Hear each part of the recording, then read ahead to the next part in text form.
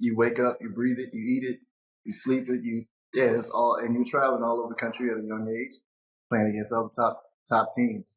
Like I said, we were number 2 in the nation, and that was just life. So when it came going to college and was University of Missouri, it was just an easy transition because I've already done that. When it comes to success, it's not a one-size-fits-all approach. The journey to the top is filled with roadblocks, bumps, and U-turns. And what better way to fast-track this venture than by learning from the best? Welcome to Breaking It Down with Yogin Patel. My guy, Glenn, good to have you on. I've known you for quite a while now, and you're doing so many different things. So I want to kind of have you on and talk about everything, your career, your accomplishments. Could you just start with, a quick intro about you, what you're doing right now? Oh man, it's nice to be on. Thank you for having me. What I'm doing right now, just a lot of modeling, doing some acting and taking some acting classes, wanting to get into more TV shows and movies. Mm-hmm. Right now, just doing modeling, print, commercial print, and also have a photography business. So I'm staying busy in front and behind the camera. I know, dude. It's so crazy because I followed you for probably about 3 years now, and you're always up to something new. Always up to something new, yeah. What can you kind of go back to, like, your early days, childhood? How did you get started with everything? Let's maybe start in high school. Did you always think you were going to be a model? I know you had a basketball career as well. So let's kind of go all the way back. Yeah, modeling and acting was nowhere in the vision, to be honest. I played basketball all my life, and since 12 years old, transferred to a private basketball school in North Carolina called Mount Zion. So that's where you basically get scouted all over the country, and those top players come to one school and play on the same team. So we were number 2 in the country in high school. So we were traveling, and I grew up quick. So I had to leave home just to go to that school. And it was worth it because having that experience and being able to just experience real life things away from your parents at a young age. It was crazy because we had calling cards back then. You remember that? Calling cards. Do you remember that? I think so. Yeah, I've heard of them. Yeah. Because long distance wasn't a thing. Like a long distance phone call, you had to pay money to dial long distance. Oh, wow. It was so funny. Yeah. So we had calling cards. Yeah. So you would add this long number in the front of your parents or whoever you're calling in another state. And that would give you so many amount of minutes. Dang, man. Wow. So where were your parents located then? They were in Virginia, just one state away, but it was long. It was technically long distance back then. Yeah. This was before internet. I know, man. It's crazy how much things have evolved. I mean, we were just talking about this the other day, ever since AOL, when we used to have an email account, MySpace, and then social media has transformed everything, especially with the advent of FaceTime. Exactly. So all these highlights and things that kids are doing on hoop mixtapes, all that stuff, we was doing that a long time ago before internet or social media was even available. That's really why I went to a private school, because my school was just so small and it wasn't getting seen. So I had to go somewhere where it was a bigger name in order to be seen by bigger schools. So was the private school mostly from elementary to 8th grade, or was it middle school, high school? This school was a full school. It was elementary through high school through 12th grade. Wow. Okay. So I went there from 9th grade to 12th grade. So I was there for three years. And we had guys from Mali, Africa, guys from New Jersey, guys from Texas, guys from all over the place. Our whole team was a D1 college team. Everybody went D1. So everyone from that school was recruited, mostly? Yeah, for sure. They're recruited to come there and play, and then they're recruited by the top schools in the nation. Any notable people you can name? Brandon Rush, he played KU and then won. Yeah, I think he won a championship too. Was it Warriors? No. Wow. Somebody he won a championship with NBA too. Brandon Rush. Let me see who else you might know. Yeah, nobody you would probably know, but just high D1 basketball players. Okay. And a lot of European players too. A lot of Europeans. Oh, Tracy McGrady too. I can't leave that out. I didn't play with him, but he was like the main guy that like put Mount Zion on the map. Got it. Yeah. So basically, you would say most of your high school, I guess your latter part of high school, was focused purely on basketball. Oh yeah, for sure. For sure. That was, you wake up, you breathe it, you eat it, you sleep it, it's all, and you're traveling all over the country at a young age, playing against other top teams. Like I said, we were number 2 in the nation, and that was just life. So when it came going to college and was University of Missouri, it was just an easy transition because I've already done that. And you were scouted immediately. Yeah. Every school in America. I just only went to University of Missouri for a visit, and then right then I just made a decision to go. What was your position? Shooting guard. Shooting guard. Yeah. So then once you went to University of Missouri, I mean, what was kind of that entire career like? It was tough. I mean, it was a tough transition. I had an injury in my junior year my junior year was about to be my big year that I just like blew up and took over. But I had an injury. I broke a bone in my foot. So I had to sit out that whole year. And then I just transferred to another school in Tennessee and just finished out college. And right after college, I just went overseas to play professional. Man, so that's crazy. So you had an injury, and what year was this? This was my 3rd year, at Third Missouri. year. And how talk to us about like how like extreme this injury is, just context. I mean, it's a broken 5th metatarsal in my foot. It happened so weird because like normal, you have 2 a day practice. So the morning practice, after that practice, I was feeling really sore. I didn't think nothing of it because you're supposed to be sore after early morning 5 a.m. practice. Right. And then the second practice came around and I went to go around like just a sharp curl to the basket and I heard something pop. So I just walked off the court. I was like, something's wrong. Yeah. And then I had surgery and put a big screw like that big in my foot. Wow. So it's basically that 5th bone in the foot. Mm-hmm. So the screw is right there on that 5th outside bone. And it's still there. Still there to this day. Yeah, it's still there. Titanium. I guess it just doesn't go anywhere. Man, so how long were you out of the game for a while? It was the whole season basically. Yeah, I almost like redshirted that year just to have 2 more years. Mm-hmm. But I was like, I'm gonna just go ahead and finish out, go to another school and just finish out. Ended up going to the other school and won the championship for them. Wow. And then just went overseas. Yeah. So how does that work? I mean, how do you transfer from University of Missouri to Tennessee? Were the scouts already looking at you? Did you have to reach out? I had a friend that was already there, and he was like, "You can go in and just play right away, and just possibly win it." And that's what we did. Wow! So first year in, you guys won the championship.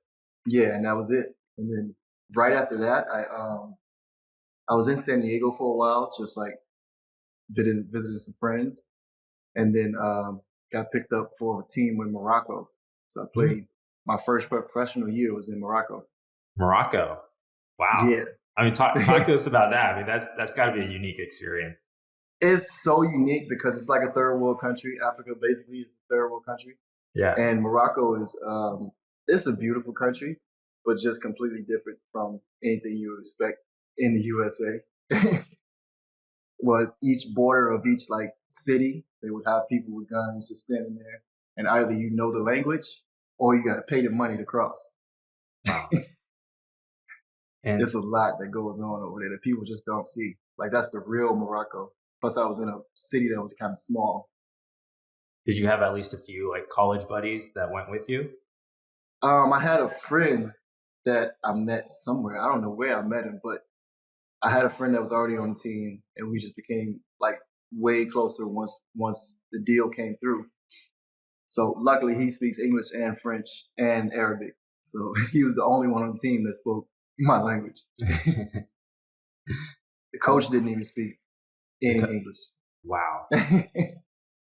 Imagine playing a game without a coach that, you know what I mean? Just it's just all on you, really. You got to do the work. Luckily, my point guard, he would always joke because the coach would be like saying something, and the point guard would be in my ear. He would be like, "Don't listen to him. I'm gonna just pass you the ball," and that would be it. So what is that like at work? Playing in Morocco. What type of league are you playing in? Are you guys playing against countries like France, Germany? So in Morocco, it was only the local teams, like the countries, the cities in Morocco. Like we would play against Casablanca, play against Rabat, play against those type of cities. So I was in Saidia, which is Burkhan. They were like known for oranges. They're on the border of Algeria and Morocco. Got it. And were there a lot of recruits overall from around the world, or was it a lot of people from Morocco that were on these teams playing? Yeah, this one was mostly from Africa. We had some guys from France on different teams, like Casablanca team, but mostly guys from Africa. I had two guys from Mali, one guy from Senegal, and one guy from Mali. Yeah, yeah. Any kind of notable, I guess, adventures or experiences while you were there? The one that just comes to mind is not really. I mean, it's just something that happened. We were running out of gas on like driving home from practice one day, and we just pulled over to the side of the road. I'm like, "What are you doing?" He's like, "I'm getting gas." This dude popped out of a bush and was like, "How much I need?" in their language. And my friend was like, "2." So he went back in the bush, grabbed two big big cans of gas, and came out and filled us up. Just out of the so bush. Funny. I'm like, "What? This is life, really?" Yeah, I mean, it's got to be different, man. I mean, I've seen life in some third world countries like India, and even like Mexico, right? But it's just so different than what we're used to here. Right. It's so crazy. I mean, it's beautiful because my experience there was really nice. All we did was practice in the morning once, and then the rest of the day, I'm just chilling. I'm on jet skis on the beach. I lived on the beach, basically. It was a beautiful time. Nice. Yeah. So what was kind of the next step from Morocco, or what made you leave? Oh, we actually won the championship there. We won the whole thing for that city. And then right after that, my friend had some connections in Belgium because he's Belgium and French. He's Belgium and French and Moroccan. So I went up there for like a week just to like see what's up, see the team, whatever. So he got me a workout with him basically. And the first day I was there, they signed me to a 3-year contract in Belgium. So I spent the next 3 years in Belgium playing for a EuroLeague team called Charleroi Spiro. And so you win the championship. Is there any sort of monetary cash prize that gets distributed across the players or anything like that? Oh yeah. I'm still waiting on that money. It's people don't know the overseas grind unless you've actually been through it, because your contract, whatever you sign from your American agent, means nothing once you get over there. It's like, it's sad, but it's true. And there's nothing really you can do about it because like they have different laws or whatever. So like they can say they're going to give you a bonus. And like sometimes I would even just sit out of practice. I'm like, this is what you said. Like I'm doing my job. I'm like the leading scorer in the whole league. I'm winning games. Like I won't practice unless I'm paid. Like if I'm a week late on payment, why am I here? Right. You know? No, it's facts. Yeah. How does that entire process work? I mean, let's kind of break it down as far as like, you have your agent that's negotiating a deal for you overseas. Are these big deals? What's like the salaries that these players are making overseas? And can you even talk about like some countries are probably paying higher than other countries, right? Oh yeah, for sure. If you're a EuroLeague team, it's usually a way more money. But plus, back then, that was 12, 15 years ago now. That was a long time ago. Like over 100,000 is great for anybody playing European basketball. Wow. and now it's way higher. Okay. And then the agent probably takes like approximately. Oh yeah, they get their percentage. Yep. Mm-hmm. Yep. 20%, 25, whatever is negotiated in the beginning. Okay. And so were you always really had a good relationship with your agent, or how was that? Oh yeah. Relationship was good. I had multiple agents just because I was like a non-exclusive. So whoever got me a job, that's who I went with. And I feel like that's the best way to be. Like, why be exclusive to one person when if they're not really getting you anything? Yeah. So if somebody else has an option, I'm going with that person. Yeah, jump around. For me, it was mostly me and just knowing the people that I knew. Like I said, my teammate is the one that got me the job in Belgium. He got me to show up and play with him. I stayed with him for like a week, and I just showed up to the gym, and then they signed me for 3 years. It was so crazy. Why, or I guess let's talk about, after Tennessee, was there any part of you that wanted to go to the league, right? Like the NBA? Oh yeah, for sure. And so in between my first and second year in Belgium, I actually went to Orlando Magic for summer league. So I played on the Orlando Magic summer league team. And again, it was really because my relationship with one of the assistant coaches that was there. So basically the same thing. He was like, come out here for a week and just work out. I'll get you in the gym. Same exact thing happened. I showed up Orlando Magic summer like practice. They were just open gym runs. All the guys, Victor Oladipo, all those people was in there. The coach was up in the whatever you call it, up in the room up top looking down. And I was just playing whatever. And then the coach was asking the assistant coach, who is this guy? Why don't you bring him to summer league? And that's how I got on the summer league with Orlando Magic, because I was just there in the gym, which was so cool. It's just a great experience. I also did Philadelphia Sixers summer league, just workouts too. So yeah, made it to the final week, and then got cut. So I just went back to Belgium. Mm-hmm.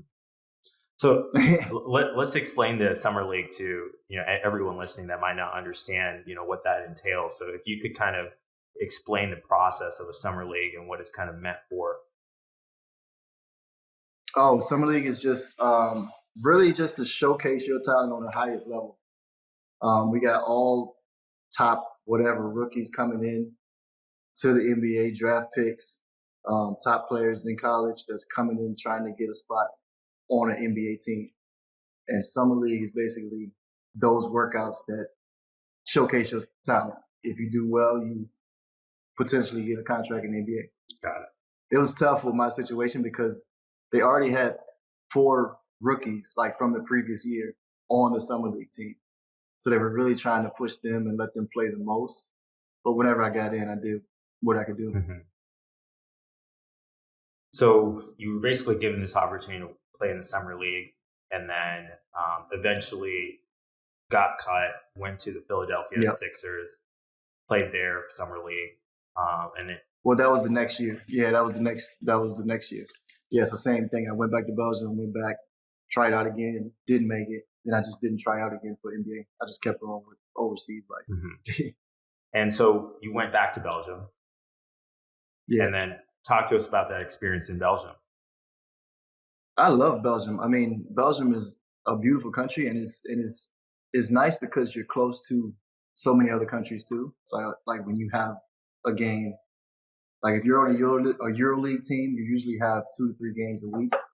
But if you're just on a regular team that's not EuroLeague, you only have the 1 game a week.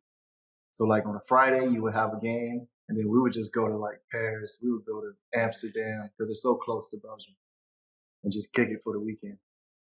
But yeah, Belgium is more high intense. So we have practice in the morning and we have practice in the evening. Not like Morocco. I can go chill on the beach. Belgium, we had 2 or 3 practices some days. The first day I showed up, first day of whatever training, we were running through the woods. It was like 40 degrees outside. Wow. Yeah, it was at least 4 to 5 miles in the woods. And then to the weight room the first day, off the plane. It's like boot camp. Yeah, it feels like it. Some Navy SEAL training. For real. Yeah, right. And that's why like everything I'm doing now is is really easy because I've been through so many like things that just builds character. Yeah, I want to get to that point because I feel like you have such great discipline, and we can obviously tell from your history playing basketball, Right. and playing basketball Right. professionally. It requires grit. It requires consistency. I played high school basketball, and I mean, I remember our coach was just crazy. It was just like the stuff we had to do. I couldn't obviously keep up after a certain point, and I was like, I need to focus on my career, and so I left playing basketball. But there's some of the guys I personally know that continued, and I know how their grit is. It's very similar to yours. So, let's kind of jump into, after Belgium, did you just come back to Los Angeles? Like, what was that entire transition? So after Belgium, I played 10 years of professional basketball overseas. So after Belgium, those 3 years, I went to, let me see if I can do it in order. Belgium, I went to New Zealand. I did Morocco, Belgium, New Zealand, Romania, Macedonia. I was in Germany for a little bit. China. So China, China was my last stop. Dang. Yes, I've been all over the place. Experience Full tour. Countries. I thought I told you this before. No, Nah, man. No, I don't think we ever talked. Yeah, about it's so many. It's so many countries. Yeah, so many countries. And my last China was more of a couple month thing. Whereas it's like a tour. Where I just went to hoop just for fun, really. Like you're still getting paid. But the time that I stopped playing basketball was in Macedonia. And it wasn't Macedonia, it was Romania. It was just so cold there, and they had the doors open one day in practice, and I looked around, I'm like, they were late on their pay. I'm like, what am I doing here?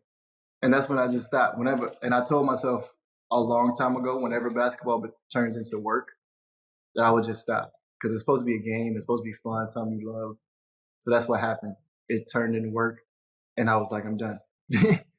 So the next week, my friend actually works for 2K in Vancouver. So I told him I don't want to be here no more. And basically he had a spot for me. So they flew me from that city all the way to Vancouver just to be in the motion caption for 2K. That's where a light bulb kind of hit, where I don't have to really beat myself up so much. Basketball is a full-time job. Every month, every day of every month, practicing twice a day to play a game. It's a lot of wear and tear on your body. So this whole 2K experience was like the motion capture suit, where you wear the suit with the sensors, and then your moves are into the video game, which was a cool experience. So basically 5 days, we were just playing one-on-one, doing dunks for the video game. And then the next year, all my moves were in the game. Interesting. That's a very interesting transition, right? Going from playing professional basketball to now working with this large video game publisher and helping them build this game. Yeah. That was the beginning of the motion caption too. That was the first couple years that they started doing it, using actual real players to capture their movement and put it into the game. So when the dunks came through, I knew it was my dunk because that's how I dunked. So what year was that? Shit. I don't know. What year is it right now? 22. I've been in LA for almost 3 years. So about, I want to say 2018. Oh, wow. So not too long ago. 17?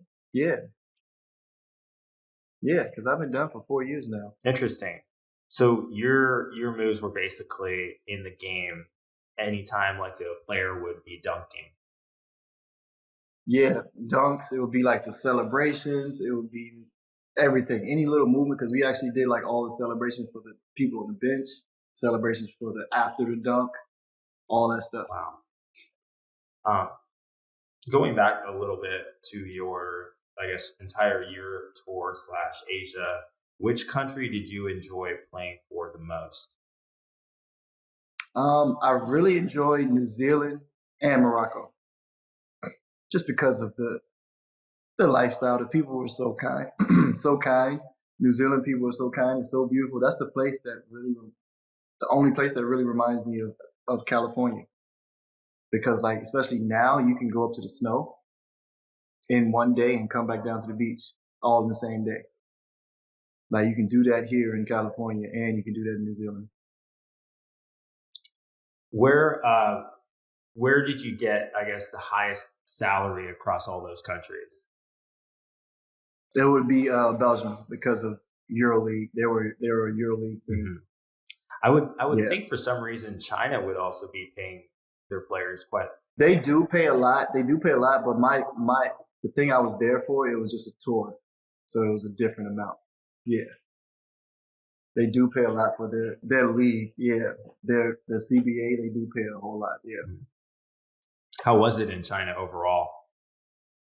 I loved it. It's a whole different perspective from somebody going over there to play basketball or just somebody just going over there to be a tourist. Like you're stared at, everybody wants a picture of you just because you're whatever 6'6". Like that's my height, but that's like average height in the basketball world. But over there, that's a giant. So everybody wants to take pictures of you, take pictures with you. I got one of the best pictures, just a bunch of kids behind me, and like it's just this big selfie moment. It's that's one of the best pictures ever. My mom has it hanging at her house. I mean, that's got to be a good feeling, right? Yeah, for sure. So after you got back to Canada, 2K, how long were you there before you decided, I want to move to Los Angeles? Oh, I was literally there for, I think it was just a week. They put us up in a nice hotel, and then like, cause I was already done with basketball, I was like, I'm gonna go back home. My mom had some surgery on her hip, so I was like, I'm gonna just be around them for a little while, cause I haven't been home much at all in Virginia. I'm from Virginia. I haven't been home much at all since ninth grade, since 10th grade in high school. So just being there in Virginia for a year was really good. I got like a random little job at a lighting company. They were called lighting professors. So basically, they lit events like wedding ceremonies, things like that, like with the gobo, spotlight, all that stuff. It was basically for me to learn how to use light with photography. So that's how I really looked at it, just to learn how light affects the subject. And then it just helps me out now with the photography things that I do as well. So your first job, I guess, into photography was in Virginia. Yeah, which really had nothing to do with photography, but it was just lighting, which in my mind made sense. I need to know how to use light. It was cool because I got to set up the things. Like I got to be on the ground setting up things and actually seeing how everything worked. As soon as they tried to put me in a sales role, I was like, nah, I don't want to sit behind a desk. So how did you get into photography then? It's so back, yeah. When I first went to Belgium, when I first went to Morocco, the iPhone really wasn't that good. So I just bought a camera just to get into it, and all of a sudden somebody asked me to take portraits, and it was terrible. It was bad. So I just YouTube. So all of my everything I know about photography is YouTube. YouTube University. so from from after playing, well, during playing, like in the summertime, I would shoot a lot more and just experiment, natural light. I really wasn't doing much studio stuff. Um, every summer after if I wasn't playing basketball, I would be shooting and experimenting on YouTube. And just over the years, just kept building it. So it really started back in Morocco. Yeah, yeah. I would make little short videos and always take photos of things because I got some really cool videos of just Morocco and the life of. It's just so much that goes on. Like one time on the basketball court, we were winning. We were beating this team so bad, and it was in their city. They like started throwing toilet paper on the floor. So we had to basically stop the game, and like a whole hour later, just to clean up the toilet paper. They were trying to ice us. There's no rules in Morocco. Like anything goes. One time people threw rocks on the floor. They were setting off grenades in the arena. It was smoked out. What? Yeah. It was smoked out. Imagine trying to play in an arena that's just covered with smoke. You could barely see your teammate. Oh my goodness.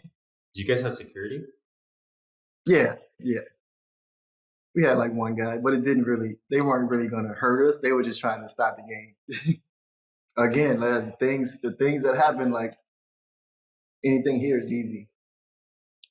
It really gives you perspective when you start traveling the world and you see, different parts of the population live in, these types of environments. And you come back and you see how well you truly have it, especially with how we all kind of,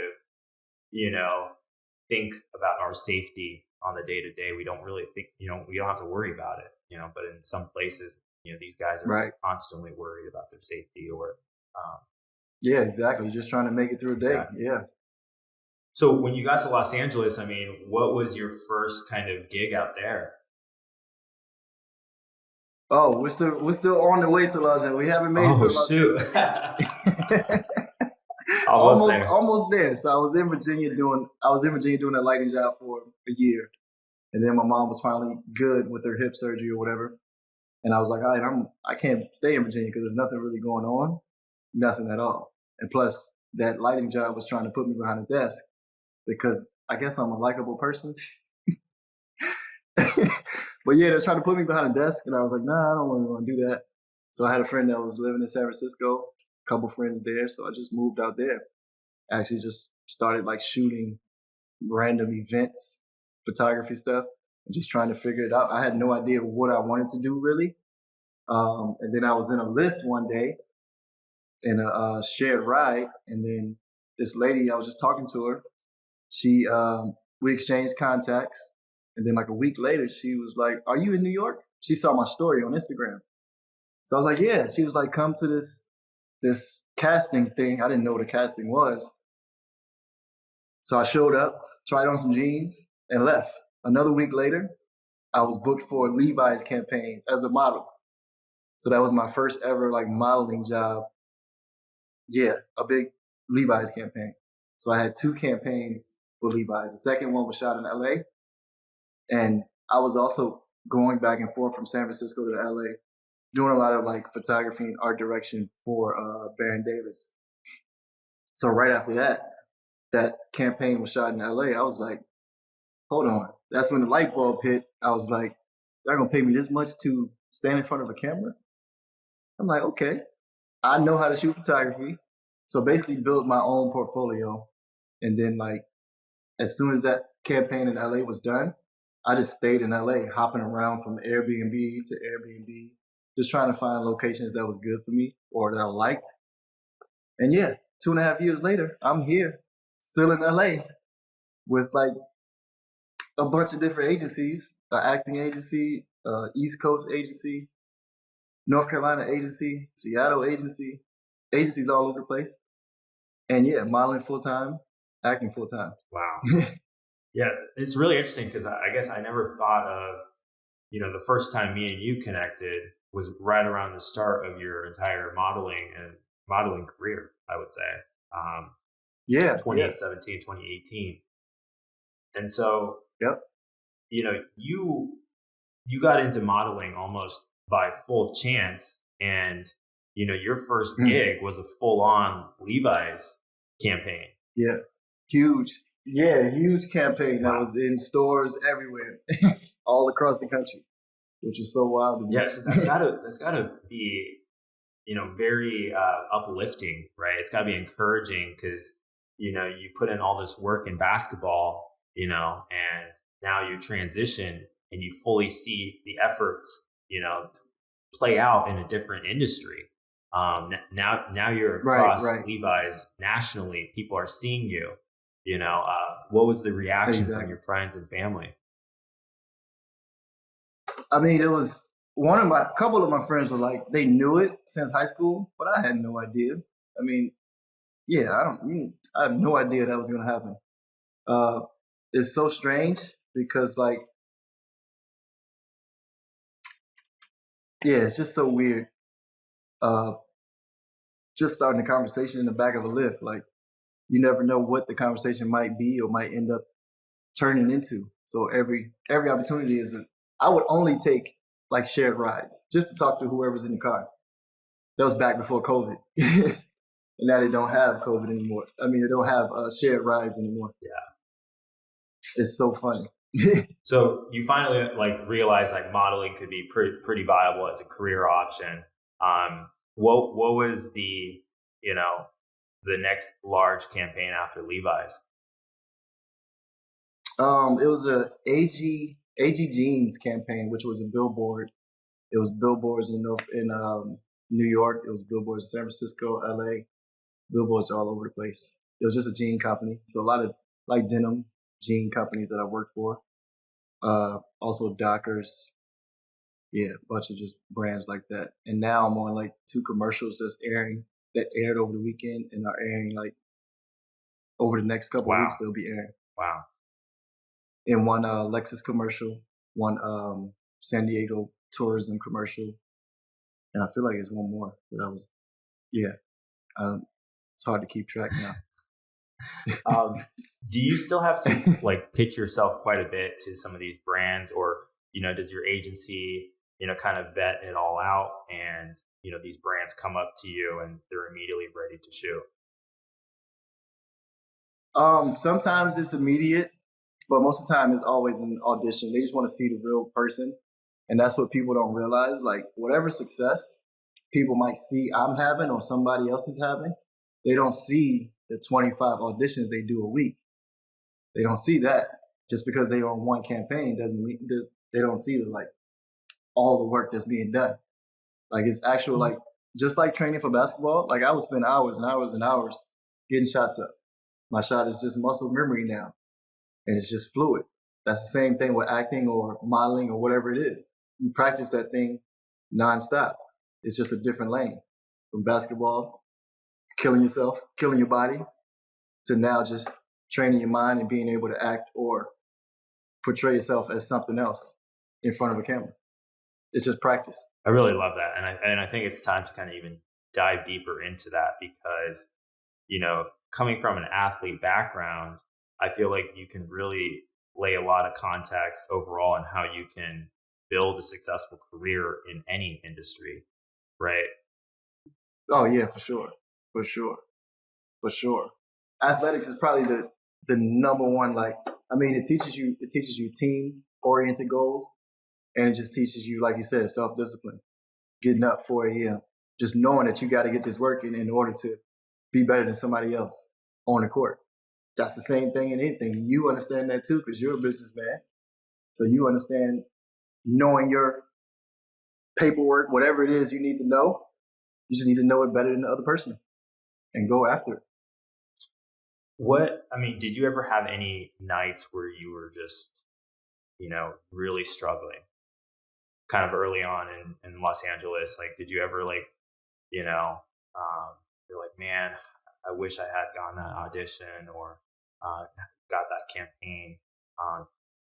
It's weird. It's weird because I found out early on, like whatever they want, they already know. Like whoever the casting or agent or director or whoever it is, they already know what they want. They're just trying to find it through a video or through an in-person audition.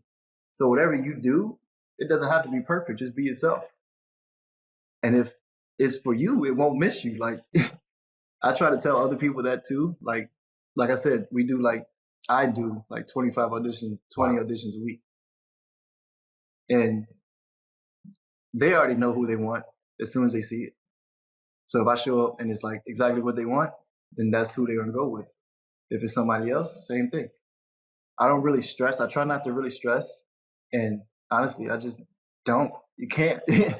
You can't stress over because it's out of your control. I just control your attitude, and that's all you really can. That's all you really can control. Yeah, what sort of ethos do you live by overall? What's that? What sort of ethos do you live by? What does ethos mean? Just overall like life motto, like some sort of quote that is kind of guiding you throughout life. Philippians 4:13, I can do all things. So like, it's really unlimited. Like right now, I'm at the stage where modeling is easy, and I want to move forward to more acting. So like, I'm nervous to do acting, so that's why I'm going after it. At first, modeling was like, I don't want to be in front of the camera. Then I forced the camera in front of me and take photos and pose and practice poses. So now it's acting, and I'm forcing the camera. I'm forcing situations where I have to talk to the camera, where I have to act out and be something else. So I'm forcing myself. I just like that it's that competition that's in the back of my mind. Like, I don't have that basketball competition anymore. So now it's just something to really just lock in and go after it. Mm-hmm. It's always some kind of fuel. I need some kind of fuel to make me, because like when I play one-on-one or open gym or something, I don't really play hard. I just like, go through the motions, still killing, but I need somebody to talk shit to me. Like, honestly, as soon as somebody talks shit to me, then I can turn up, and it's just that competition that's always ingrained in me. Where do you find yourself competing with now as a model / actor? Are you competing against the top actors that you're seeing on TV? Are you competing with yourself? It's more myself. I can't really chase or go after, not chase. I don't want to chase anything. Whatever is mine is mine. But I can't really look at other people and what they're doing. I mean, I can ask them for advice or like learn from them. But I'm really just focused on me. Like myself is my own. I'm enough competition for myself. And like being nervous about acting is something just that I want to that's what I'm focused on. Unlocking that mental state just to zone in and create a different personality. What was your favorite on-set experience working with, the variety of brands that you have? Oh man, the most recent Nobel, Wood Harris. So I was on set with Wood Harris. It's called Winning Time for HBO Max. It'll be on HBO Max. It's about the rise of like the LA Laker dynasty. And it's about Magic Johnson when he first got there. It comes out March 6th. And I was just a basketball player on a bunch of teams against the Lakers, basically. And Wood Harris is playing one of the players on the Lakers. It's such a cool, like, you don't realize when you're on these sets that it's going to be this big thing. But you'll see March 6th, it's a big show. It's a huge TV show. It's called Winning Time. And we're going to see you on. You might see me. I'm just different players. So you might notice me, but I got a big afro and sometimes a beard, so you might not notice me. But I'll be in there somewhere, for sure. What other shows have you auditioned for or maybe even made the cut? I was on HBO Ballers, and it was a cool scene too where OBJ, he like just walked past me, like, "What's up, kid?" I was like, "Nothing, man. Just trying to be like you." That was in the script, or was that like a? Nah, it was after. Yeah, it was just a behind the scenes moment. Yeah. You've had to have a lot of those moments, working for a lot of the. Oh yeah. Yeah. Yeah, it's cool because it's like it's balanced. Because behind the camera too, I just shot Victor Cruz for the cover of Halt Living. So that was just a cool experience. I have an NFL Super Bowl winner on the cover of a magazine shot by me. Like, not only in front of the camera, but I'm behind the camera like full time too. Do you work with a lot of athletes as a photographer? I'm kind of pushing it to go that way. Like I have because I know a lot of athletes, so it just kind of makes sense. I honestly shoot everything. Any kind of notable athletes that you've worked with or you still stay in touch with over the course of your career? Oh yeah, Baron Davis, uh, Josh Childress. Let me see who else. Not just athletes too, stylists, that style athletes. One of my good friends, Dex Robb, he's always styling NFL players and NBA players and Nike stuff. And he's from Virginia, my hometown, so we always lock in whenever we're in the same Hell city. yeah. So what other, I guess, modeling ventures are you kind of looking forward to in the next like year or so? And then let's even, add on top of that acting. For modeling, I'm looking to do more high-end fashion brands. Because of my size, athletic, a lot of brands don't have like that style. I mean, not style, but like that fitting for athletes. They call it like big and tall. But when really you're just athletic, you're not big, you're just proportioned athlete. And it just makes more sense when like all these athletes are wearing the clothes, but you don't really have those clothes in stores for those athletes. So I'm looking to really just break those boundaries of like high-end fashion brands. Cause I've done like the whole commercial smiley thing these last 2 years in LA. So I just want to keep building and getting better at, or getting more high-end fashion brands now. And as far as acting, I really just want to be on a couple TV shows. Also movies with speaking lines, principal roles. For modeling, I feel like you are kind of the face of D2C. And I'm not sure if you... Of what? D2C, right? Which is direct-to-consumer brands. I feel like I have seen you in so many direct-to-consumer ads, whether it's poster, digital, static, video, whatever. Right. And it's so interesting because you do have that look, right? Like I saw you in that, I think Zenny Optical, I think you were in an Allbirds or something. It's so funny, the Zenny. That Zenny one was so funny because, like I said, I shoot myself too. So I was basically, the day I got booked for that job, I literally just shot some random photos of myself smiling with glasses on. And I was like, I'm going to book a eyewear campaign. And that same day, after I like put the photos on my computer and was just editing, my agent was like, you're unavailable for Zenny, a whole campaign. So like it really worked. If you just be specific about whatever it is you want, like it's going to find you. Yeah. I think the universe just wants everybody to win. You just got to make a decision on what you want. Yeah. No, you're totally right. You just got to put it out there, manifest it. Yeah, I even told my parents this when I was home for Christmas break. I was like, I'm going to get in the movie and I'm being like 3 more commercials this year. So it's going to happen. Let's go, baby. Let's go. Yeah.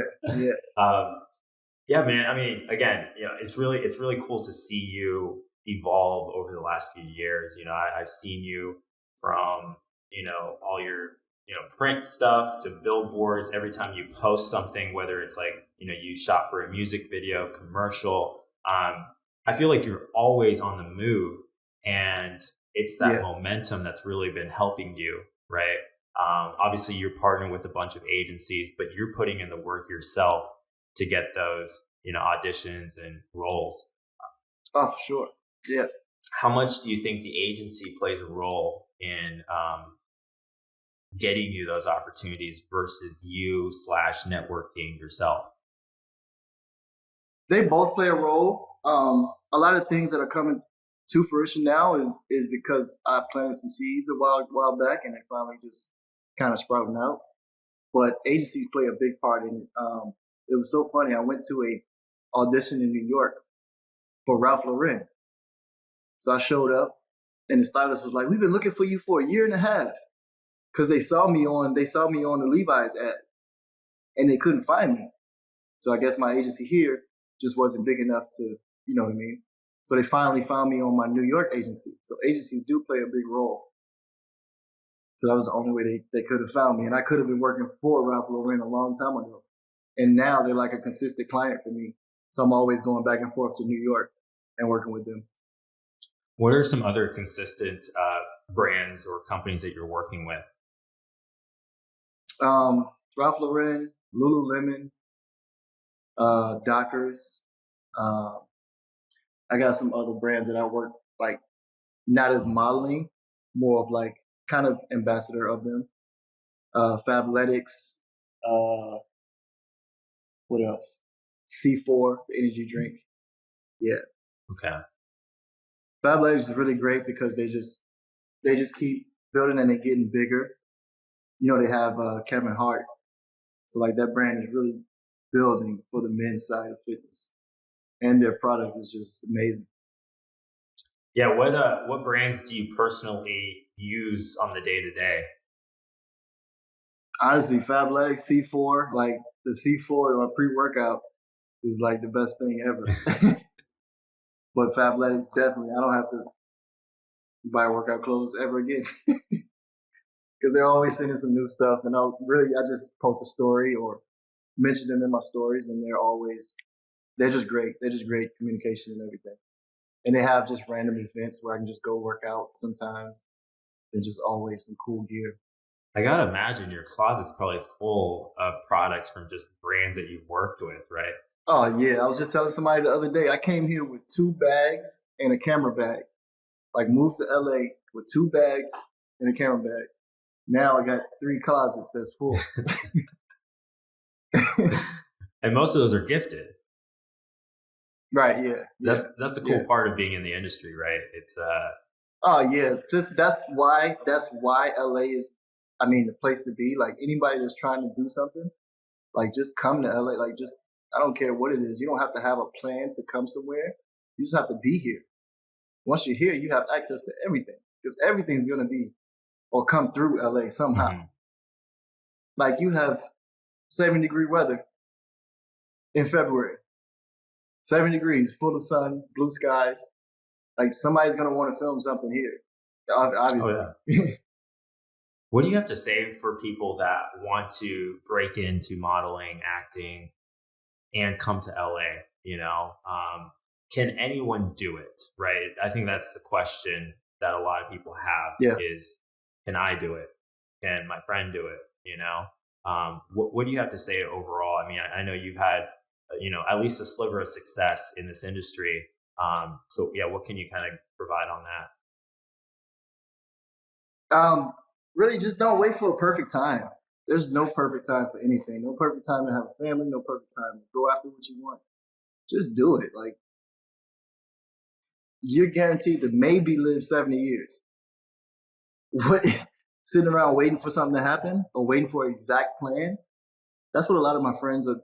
Some of my friends, they're like, if the opportunity arises, no, make the opportunity. Go make it. Like it's here. Just go make it. Anything, literally anything you want. You can come out to LA and just happen to be in the scene in a party or something. Not to party, but to just network. That's how I kind of built my network too. Like I had a membership to Equinox, and Equinox is like the elitist of whatever elite LA status you can ever have. So just being there and maybe working out for 45 minutes, 30 minutes in the sauna. And then after that, I would just go sit in the lobby and edit photos. All of a sudden, I'm talking to somebody and they own a boutique or something. And now I'm shooting their photos for their website. Or they're a director. And now I got a director contact that put me on with something else. So just being in the vicinity or foot in the door somehow. That's what I always say too. Either I'm going to be in front of the camera or I'm going to be in the room behind the camera or I'm going to be somewhere in the room. No matter what it is, I'm going to be in the room. Are there any specific individuals that have helped you along the way that, you can say they've been really pivotal in my growth? A lot of people. I learn from everybody, honestly, even if it's not a direct source. I learn from all my friends. Learned a lot from Glen Davis too. He's always on the move with something. Family. Yeah. Yeah, man. I mean, it's really, I think you have such an interesting career path. And I personally have friends and, I've talked to, potential or aspiring actors, on the overall path to this success in LA. And, it's not easy, right? You do kind of have to start networking. You have to put yourself out there. Yeah. Going back to the overall side of like discipline and grit, I mean, what does your day to day look like nowadays? Yeah, just kind of walk us through the morning routine all the way till bedtime. Usually it starts around 6. I usually go to the gym at 6 for like maybe 30, 45 minutes. It's usually basketball. It's usually just maybe some weights sometimes. But basketball is the one thing I know that I can just free my mind and be absolutely just muscle memory without thinking. So that's the one place I always go to just clear my mind. Even if I have a busy day, I know I can always just fall back on that. And that's that one thing that's consistent. Like, of course, emails come in. Like, I'm on hold for like 4 different jobs that's trying to shoot on the same day right now. So that's kind of stressful, kind of going back and forth for emails and texts. So I know I can just go to basketball and just clear my mind. So yeah, 6 a.m., usually work out for 45 minutes, come back, answer a couple emails, get some breakfast in. And then it just depends on what I'm doing that day. Either I'm on set or I have a client. I usually shoot clients at 10 a.m. if I'm shooting somebody. But if I have to be on set, it's usually around 8 or 9 or something. And then after a client or after I'm on set, I'll come back, edit some on the computer, finish those up. And then by like 2 or 3 o'clock, I want to be done with the day. So then I can do whatever I want, whether it's go bike ride on the beach, which is kind of close to me, so that's cool. Or it's just going for a run or just like walking around with my camera, just scouting. That's usually my day to day. Try to get everything done by 3 or 4 o'clock if I can. Unless I'm on set for something, obviously. What time do you get to bed usually? Oh man, it's early. As soon as the sun goes down. I feel you. It's so funny because I don't have a TV. So I'm never just sitting there watching TV. It was weird to be home. Not weird, but it was just different to be home and just sit around and just do nothing and watch TV all day. Like here, I'll get up and be nonstop until 4, 5. And then by the time I'm finished, absolutely like done with everything, don't have to do anything more, I just put on a projector and like watch YouTube or something. And just clear, nothing to do, just clear mind. So you don't watch much TV then, do you, overall? No, not at all. Not at all. That's why it was funny to be home and watch TV because like I saw my commercials, I saw my friends on commercials. It was cool to experience. I feel like that separation is great because you're not always in that zone of watching, trying to find yourself on TV or whatever. I just get so many texts from random people I haven't even talked to in like years and years. I just saw you on a Lexus commercial, sending me a picture, a screenshot or something. I like, thanks. It's so funny because I never see it. Never watching TV. That's crazy. Yeah. Yeah. So you pretty much. It's almost like I'm kind of in my own little world, which is great. Like if it doesn't affect me directly, it doesn't matter. Like if it's not dealing with family, like who cares? Or yeah, just physically harming me or physically harming my family. If it doesn't, yeah, I don't care about it. Honestly. No, that's a good way to live on. I think a lot of people consume content a little too much nowadays. Oh my goodness. Yeah, I don't even have like notifications on Instagram or anything on. So it's great to just disconnect.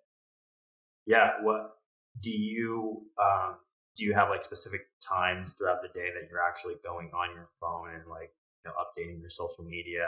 Are you like No specific time. I just know what I want to post. I know what I want to do. So I get on, do it, and leave. and that's it. Or honestly, the only time I'm really on it is on the toilet. Yeah. It's like the perfect spot. Honestly, for it. right? What else are you gonna do on the toilet? Yeah. It's just so funny how social media has taken our days up. It's some people's screen times are absolutely insane. Oh my goodness, yeah. People talking about the metaverse, like you're already in the metaverse. Your whole life is on your phone. You pay with everything with your phone. You're sending numbers across the sky to another person through your phone. No, exactly. Like you're already in it. It's really interesting. Has social media helped you out quite a bit in your career, you would say? Oh yeah, for sure. Yeah, for sure. It plays a huge part, especially in this industry. People want to see that you're likable. People want to see that you're working. People that want to see that you're just approachable and a real person. So it just makes sense to have a presence on there. Any like interesting connections you've made through social media? Oh yeah, plenty of connections. One being you. That's true. Yeah, we met through an app. It was the new book app. Yeah. Right. Started with modeling and shooting stuff for you too. I know, man. Cool. It's so crazy how you can build a connection like that, and like understand someone and just start building a relationship. Really, I think you're probably the first person I started working with off a new book, and then instantly clicked with. And I saw you were hustling, and I was just like, man, I got to connect with this guy. I had a couple e-commerce brands. I was like, all right, let me put him in touch with that. So, and to this day, when I talk to other e-commerce stores, I always talk about you. And if you guys need your product shot in LA, like this guy can do it. That's how it should be. That's exactly what I'm doing too. Building a whole community of creatives that do multiple things. Like one of my neighbors is a dope stylist, and she actually styled me for a Theragun shoot that I was modeling for. So after that shoot, we became cool friends, and now I came to visit her one time. Then I was like, I saw this apartment. This is perfect. This is what I need. So I moved in right around the corner from her, which is so great. And now I put her on with one of my friends that work for Adidas, and she's about to do an Adidas campaign. So everybody should just work together. That's makes it all flow easier.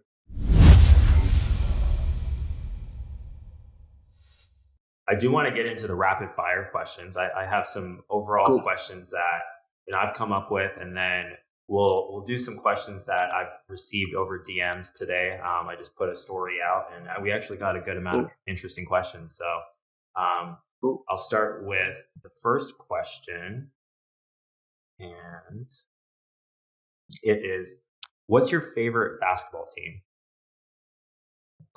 Favorite basketball team. Honestly, I just love good basketball. So right now it's Golden State Warriors. Golden State Warriors. It's not like a certain city or there's nothing to do with that. It's just good basketball.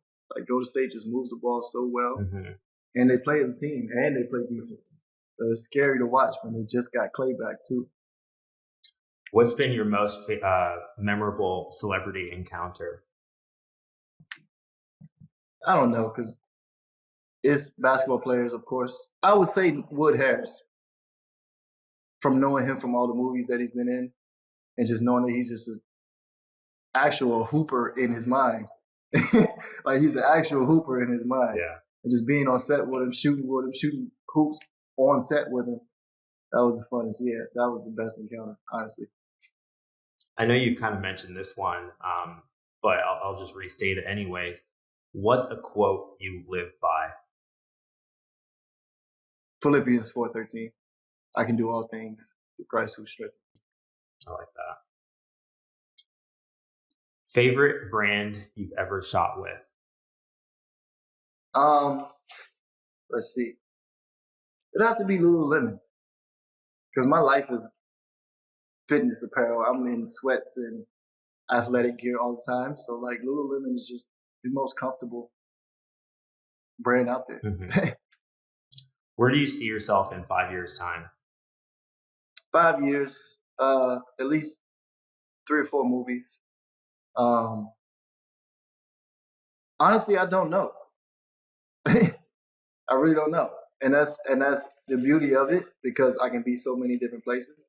Like I can disappear, but I'll be everywhere, if that makes sense. Mm-hmm.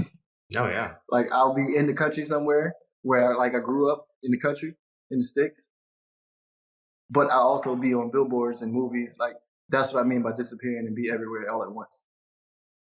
That's kind of where I see myself for sure. Do you currently have any particular diet plan that you're on? I'm 75% vegan. So like I'll go 3 days with eating just straight, just vegan, no dairy. I don't have dairy anywhere in the house.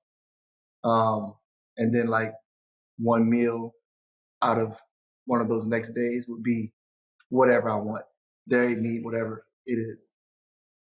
That's just choice too, because right after playing basketball, I went straight vegan for a year just to heal. Like it actually works. It actually heals all these little injuries, little minor injuries that I had from playing basketball. It healed every single one. It reversed everything. Skin's clear. And like when I look at my friends that are the same age as me in my hometown, and they look like they're like 60 years old. And then they tell me like I'm getting younger and younger. What is going on? Must be working. Yeah, what's your secret, man? That's really just the 75% vegan, honestly. Like the dairy, I don't do any dairy. Yeah, those 3 days of straight vegan stuff, and then one day of whatever I want, then back to 3 days of straight vegan. It's just moderation, because I have a sweet tooth. Me too. So I gotta be. Yeah. Do you do any sort of cold plunges? What? Cold plunges, kind of they're basically like ice baths. Oh yeah, I mean that's my whole life playing overseas. That's all we did was cold baths. I don't do it now. Ever so often I do, but like it's not the everyday thing. Sometimes I'll do a cold shower in the morning. Helps wake you up, get you going. I'm gonna do some questions that we've been sent. First question: who do you look up to? Look up to. Let's see. It's really everybody. Everybody like encourages me or have some kind of effect on my life. So all my friends that are doing things, I look up to them. Can't be the smartest in the room. Gotta have some people that are doing better than you or no more than you. I agree with that, man. Totally agree with that. Yeah. Has your passion changed since you've begun modeling post being a pro athlete? No, it hasn't. That's again the motto that I live by too. It's just whenever something turns into work, I'll stop doing it. So like as long as I'm having fun, like everything I'm doing now is fun. Completely fun. Like being in front of the camera is a great opportunity. Like on sets, when I'm in front of the camera, I don't really talk to the models that much. I'm talking to the lighting guy. I'm talking to the art director. I'm talking to the producer. Because those guys know more and know where the next job is and can help me out in the future. Someone asked, what app do you use to track your shots? That is crazy cool. It's called Home Court. I sponsored with them, partnered with them a while back during the pandemic, really. I was training some kids and using the app, training some kids in basketball and using the app to like track their shots or whatever. But also during the pandemic, they were just trying to get people to work out. So like we couldn't really do anything during the pandemic because everything was locked down. So that was a great app to just do some workouts, some hand-eye coordination, some ball handling. But yeah, it's called Home Court. I'll have to check it out too, yeah. Man. That seems dope. Nah, it's dope. It's dope. You'll have to check it and add me. I'm always on it. When did you know it was your time to pivot to something else? What were the signs? When it turned into work. If I'm waking up and I'm like, oh, I have to do this, like I'm regretting having to do something, then I don't want to do that anymore. Like I said, we lucky to maybe get 70 years. Like use those years. Like have fun, whatever it is you're doing. And that passion, that will that passion that you have for whatever it is you love doing will pay off. The money will come. Money comes and goes. Money is money. It's meant to be spent. Yeah, I guess we never really talked about that because I wanted to ask you, what motivates you these days, like, and what has been kind of your North Star throughout your life? Always chasing that challenge. There's always a challenge. Like I said, I've been nervous or stagnant or trying not to speak in front of the camera or acting in front of the camera. So that's really just that challenge. Anything that's, and you'll see if you download the app, you'll see me like working on things that I normally or I don't like to work on. Like I'll work on those uncomfortable things. So just trying to be an all around better person in whatever I can in every aspect. Yeah, I think you're such a great example of someone that's followed their passion and creativity, right? Like you've always, when it came to basketball, you wanted to go play and you did it. You went overseas and played, and then after that, you were really passionate with photography and modeling and you did that, right? And right. To that point earlier, what you said is whatever you're doing and you're passionate about it, the money will come. Exactly. Yeah. How was your transition from athletics to modeling? I guess you've kind of answered that, but you could restate that. The transition. Completely. My first year was just no idea what I wanted to do. And then, like I said, in the back of a lift, talking to a lady, that's when that light bulb hit again. You're going to pay me to be in front of the camera? Okay. That's easy. I can set up a tripod, shoot my own stuff. And then, from there, just obviously, you got to have some type of look for modeling. And it's just like I guess I got kind of lucky. I don't know, whatever you want to call it. At that time, like freckles were just really like starting to be everywhere on ad campaigns and it was just in. So just made it happen. Yeah, it's interesting because, when I was at Snow, a lot of our budget was in paid social and we were constantly looking for those scroll stoppers and things that made you like look twice, right? And we were trying to find models that kind of had that specific look. And you definitely have that, right? Like you definitely have like a unique look that you don't see across, the everyday person. Exactly. It's like, what is he? Yeah, right. That's a good thing. Though. Exactly. Yeah. This one's funny. Are you single? And then this girl gave her phone number. Yeah, I'm single. That's funny. Have you had any recent relationships? How has that been dating in Los Angeles?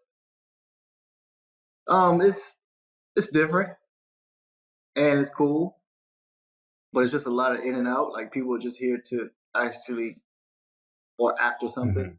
So you got to be careful. That's for sure. But I've had a 1-year relationship, didn't work out. Just kept moving. Yeah. Awesome, my guy. Last question. Knowing what you know now, if you had to go back and start all over, what would you do? I don't know. Because I can't go back. Honestly, I can't go back. I would probably say I'll say a couple things. Maybe I'll do different. Maybe I'll go on more school visits. Because if I would have saw like California coming out of high school, I would have been at UCLA or somewhere in California in a college. But I only took one school visit. That's probably the only thing I would change. Yeah. Well, Glenn, my guy, it's so great to have you on. I just love, seeing you consistently grow and evolve. You're motivating for myself, and I know you probably motivate, all the people in your network. So it's been great to see our friendship evolve as well. So thank you for being on, my guy. Thank you for having me on, man. I'm looking forward to seeing me in some more things. Hell yeah. It's coming. Feel free to plug yourself. Where can people find you? My Instagram mostly. I'm mostly on Instagram. It's just my name, Glen Dandridge Jr. That's it. Love it, my guy. Oh yeah, and check out Winning Time on HBO Max. Winning time. Yeah. And also check out GD Shoots. I think we're gonna start filming. I think we're gonna start filming this next season too, like as soon as it releases. Hell yeah. So hopefully I'll definitely be sure to check it out. Yeah. roles. I'll share it for sure. Yeah. All right, my guy. All right. Thank you. Thanks for listening to Breaking It Down with Yogin Patel, your one-stop shop for business success and personal growth. Be sure to subscribe on your favorite podcasting platform so you never miss an episode. Share with a friend if you found value in today's episode. And for more information or to connect with Yogin, subscribe to our newsletter and check out Yogin on Instagram and TikTok at YoginPat. We'll see you next time.